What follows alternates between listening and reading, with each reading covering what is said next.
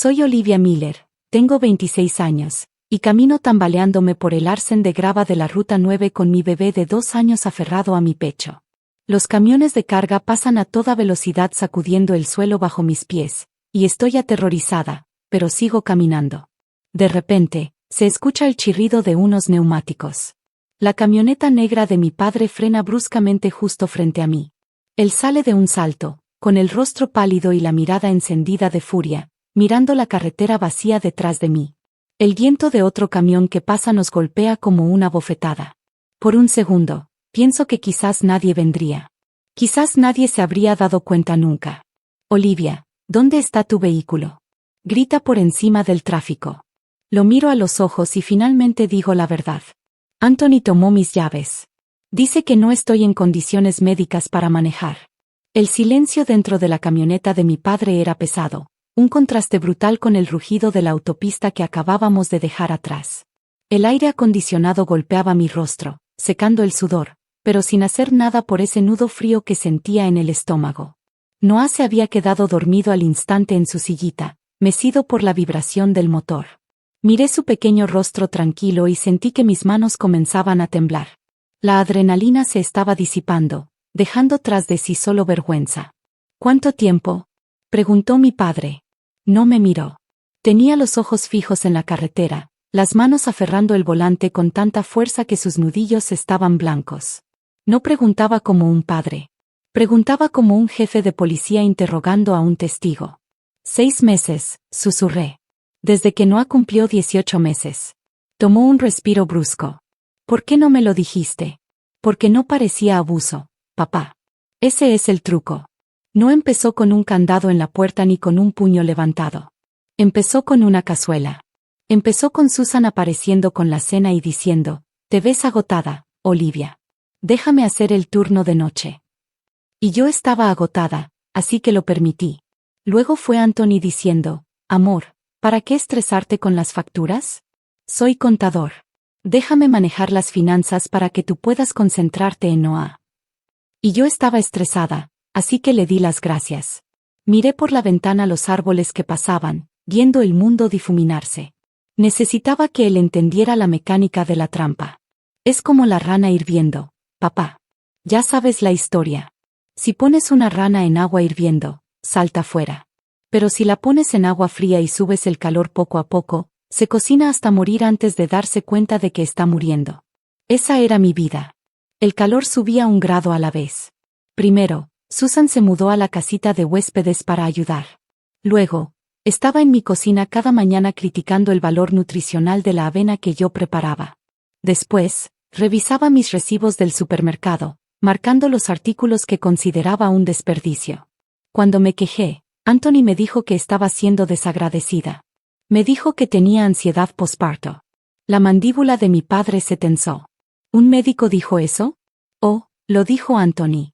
Cada vez que cuestioné por qué había trasladado nuestros ahorros a una cuenta a la que yo no tenía acceso, me decía que estaba siendo paranoica. Cada vez que preguntaba por qué Susan tenía una llave de nuestra habitación, me decía que estaba siendo difícil. Me hicieron sentir que mi cerebro estaba roto. La semana pasada, intenté manejar al parque y mis llaves habían desaparecido. Anthony dijo que las había tomado por mi propia seguridad porque había estado muy distraída últimamente. Dijo que me estaba protegiendo. Bajé la vista hacia mis manos. Estaban en carne viva de tanto apretar las correas del portabebés. Revisaban mi teléfono, papá. Cada noche, Anthony decía que solo se aseguraba de que no estuviera mirando noticias negativas, que era malo para mi salud mental. Pero estaba leyendo mis mensajes. Estaba rastreando mi ubicación. Dejé de llamarte porque no quería que te preocuparas y no quería que ellos supieran que estaba quebrándome. Pensé que si me portaba mejor, si estaba más tranquila, me devolverían mi vida. Y entonces hubo una noche, papá. Una noche que casi no te cuento. Noah tenía fiebre. 40 grados. Le pedí a Anthony que me llevara a urgencias y me dijo que no era para tanto, que yo exageraba todo, que Susan había revisado al bebé y estaba bien. Me encerré en el baño con Noah en brazos, llorando sin hacer ruido para que no me escucharan, rezando para que su fiebre bajara sola porque no tenía manera de ir a ningún lado. Bajó. Esa noche bajó. Pero yo supe entonces que algo terrible podría pasar y yo estaría completamente sola, completamente indefensa. Mi padre detuvo la camioneta en el arcén de la carretera y la puso en estacionamiento. Se volvió hacia mí y la expresión en sus ojos no era enojo hacia mí. Era el frío y letal enfoque de un hombre que había cazado depredadores durante 30 años. Eso no es ayuda, Olivia, dijo con una voz baja y terriblemente serena. Eso es un asedio. Te aislaron. Te desarmaron.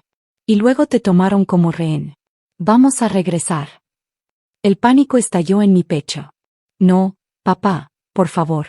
No puedo. No vamos a regresar a hablar, dijo, poniendo la camioneta en marcha de nuevo. Vamos a regresar a buscar tus cosas. Hoy te vas de esa casa y nunca volverás a caminar por la orilla de una autopista.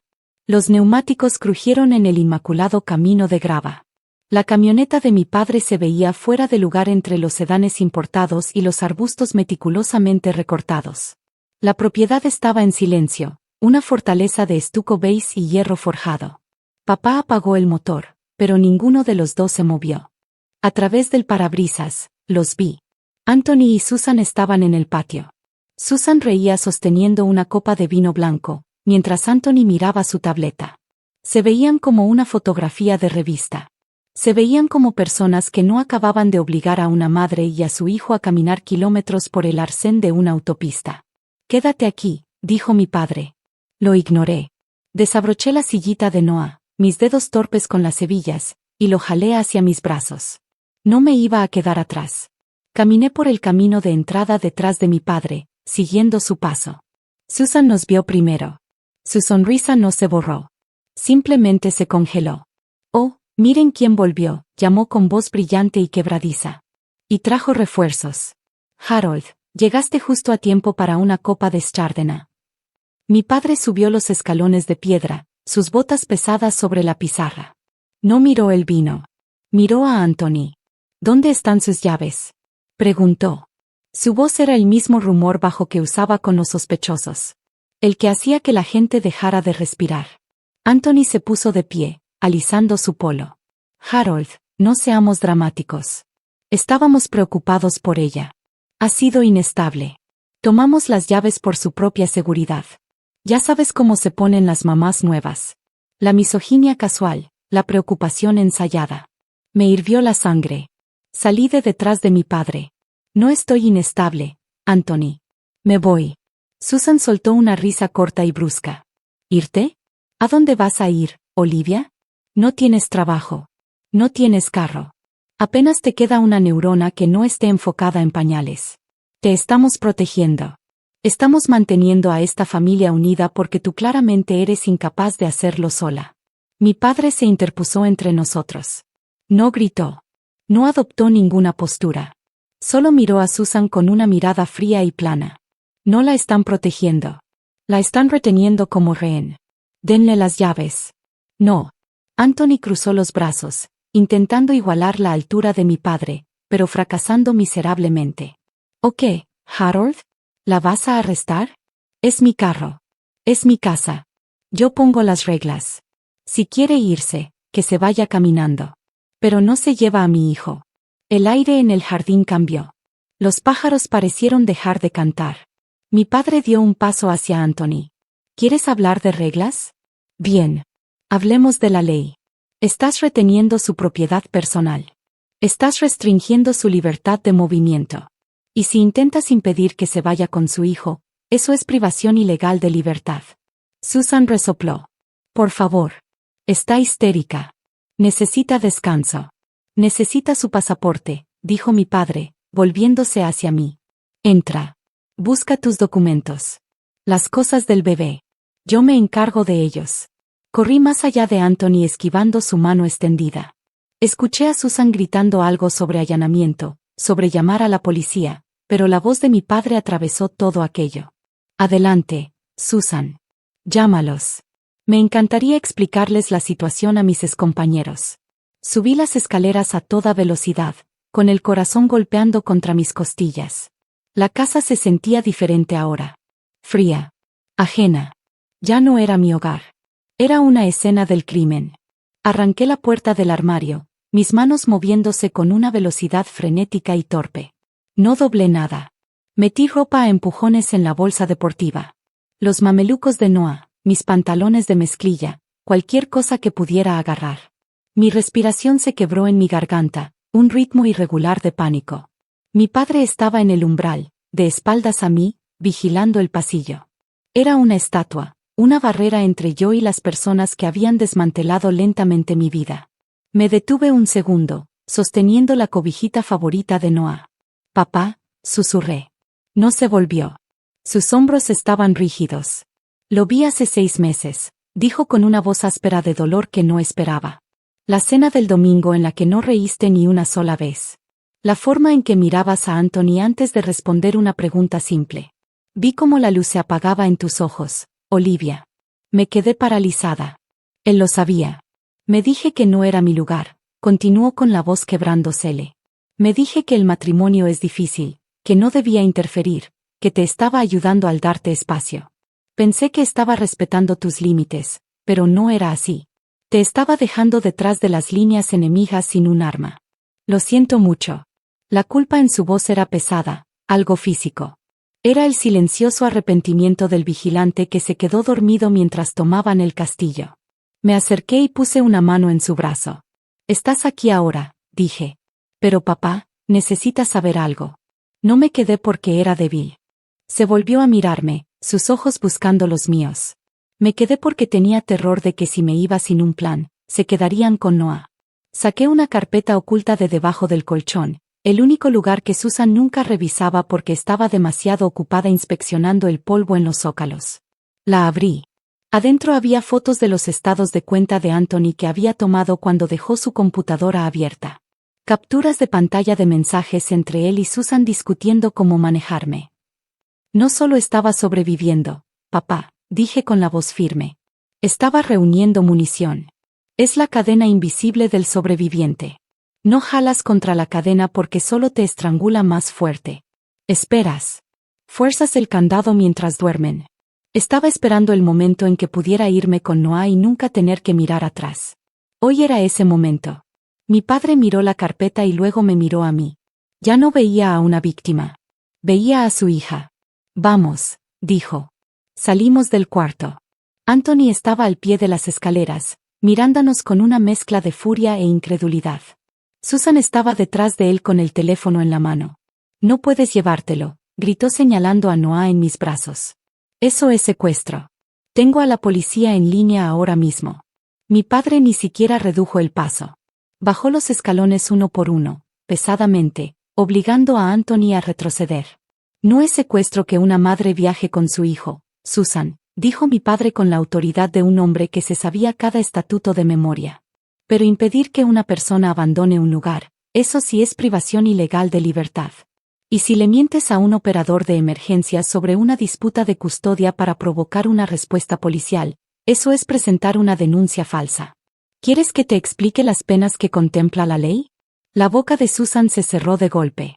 Su pulgar se quedó suspendido sobre la pantalla de su teléfono, temblando. Pasé junto a ellos. No miré a Anthony. No miré la cocina donde había llorado sobre el pan tostado quemado. Salí por la puerta principal hacia el cegador sol de la tarde. El aire sabía diferente aquí afuera. Sabía a oxígeno. Pero mientras caminaba hacia la camioneta, sentí algo. Un escalofrío. Giré la cabeza levemente y lo vi.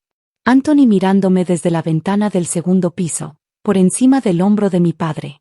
No con furia. Con algo peor. Con una sonrisa calculadora, casi satisfecha, como si supiera algo que yo no sabía todavía. Mi corazón se congeló. El viaje a casa de mi padre se sintió como el primer respiro real que había tomado en un año. El silencio no estaba vacío. Estaba seguro. Noah balbuceaba en el asiento trasero, señalando los árboles que pasaban, ajeno al hecho de que su madre acababa de quemar su vida para salvarla de él. Cuando llegamos a la entrada de papá, esperaba sentir alivio. En cambio, mi cerebro entró en modo de alerta máxima. El colapso de la adrenalina fue brutal, dejándome temblorosa y con náuseas. Necesitamos revisar todo, dije vaciando la bolsa deportiva sobre la mesa de la cocina de papá. Mi padre ya estaba en el teléfono con su abogado, pero asintió. ¿Revisar qué? El dinero. Los documentos. Todo. Extendí los papeles. Había logrado agarrar la carpeta de la oficina en casa de Anthony mientras papá bloqueaba las escaleras. Mis manos temblaban al abrirla. Estados de cuenta bancarios, acuerdos de préstamo, documentos de título. Tomó 10 minutos darme cuenta de la magnitud del daño. Papá colgó el teléfono y se acercó. ¿Qué encontraste? Me quedé mirando el papel que tenía en la mano, los números difuminándose. Mi carro, susurré. El SUV que me compraste cuando nació Noah. Sí. Ya no existe. Anthony lo vendió hace 3 semanas a un concesionario del condado vecino. La factura de venta estaba ahí mismo.